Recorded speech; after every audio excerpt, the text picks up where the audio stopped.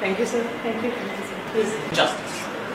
I therefore call on stage our Secretary DLS Samba for the formal Authority Samba under the able guidance and supervision of worthy Chairman District Legal Services Authority Samba.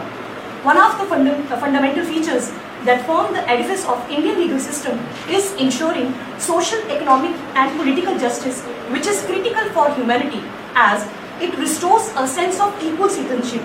Towards this end, Legal Services Authorities Act 1987 was enacted to establish a nationwide uniform network for providing free and competent legal services to the weaker sections of the society. Members of District Court Complex Samba, staff and workforce of District Legal Services Authority Samba, ladies and gentlemen, expeditious justice to the common people.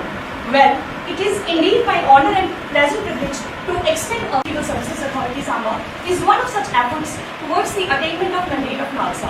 This awareness program will goal of NALSA, that is access to justice for all.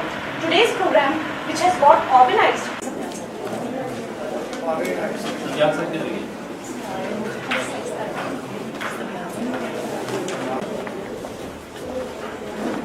नहीं.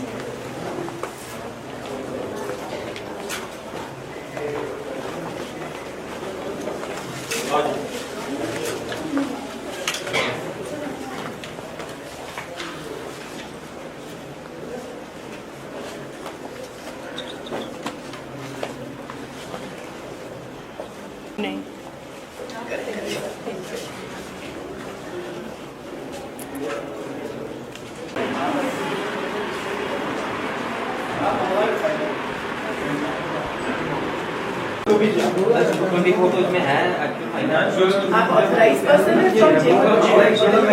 क्या नाम है आपका? 02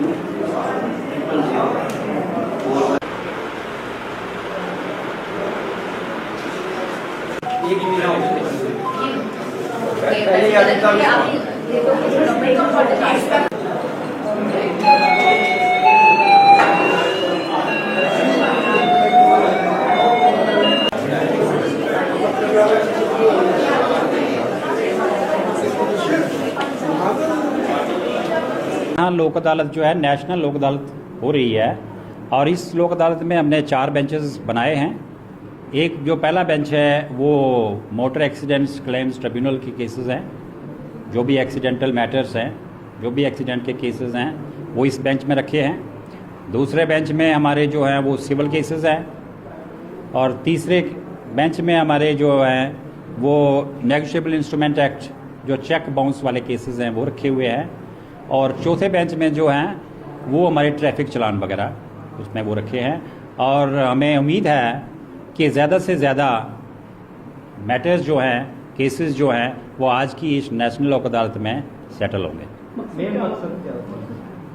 मकसद इसका ये है कि हमारे कोर्ट्स में ऑल ओवर इंडिया बहुत पेंडेंसी है और जो हमारा कोर्ट का जो मैकेनिज़्म है, जो कोर्ट का डिस्पोजल है, जो प्रोसीजर है वो थोड़ा लंबा होता है और इसमें पहले कोई केस फाइल करता है, फिर दूसरी तरफ से उसका जवाब आता है, फिर इश्यूज लगते हैं, तो उसके बाद शहादत होती है। पहले एक पार्टी शहादत लाती है, फिर दूसरी पार्टी लाती है और फाइनली केस जो है वो आर्गूमेंट्स के लिए रहता है, तो उसमें थोड़ा टाइम लगता है। और इस तरह भी जो जज और लिटिगेंट रेशो है वो भी कम है हमारे यहाँ। तो हमारे पूरे इंडिया में, ये नहीं कि यहाँ सिर्फ J&K में ही, हर पूरे इंडिया में, और इसकी वजह से जो है हमारे जो डॉकेट एक्सक्लूजन है, केसेस जो हैं वो ज़्यादा पेंडेंसी है।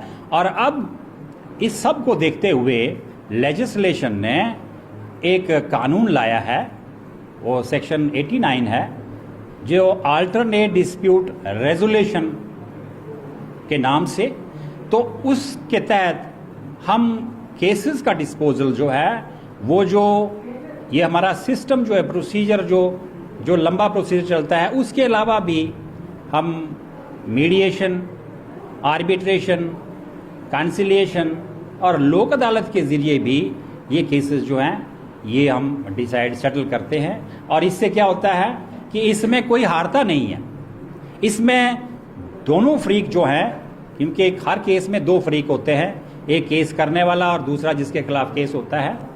उनके साथ पूरी फैमिलीज जो हैं वो जुड़ी होती हैं, तो उससे रिश्ते जो हैं उनमें कशीदगी आती है, उनमें तनाव पैदा होता है।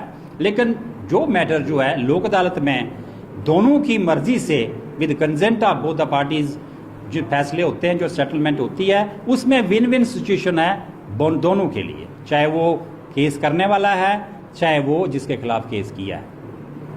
तो ज़्यादा से ज़्यादा केसेस जो हैं, चाहे वो MACT के केसेस हैं, चाहे वो सिविल नेचर के केसेस हैं, बैंक रिकवरी के मसले हैं, या बाकी जो है कंपाउंडेबल ऑफेंसेस जो हैं, ये जो क्रिमिनल कंपाउंडेबल केसेस, वो मैक्सिमम से मैक्सिमम हम डिसाइड करने की, सेटल करने की कोशिश करेंगे।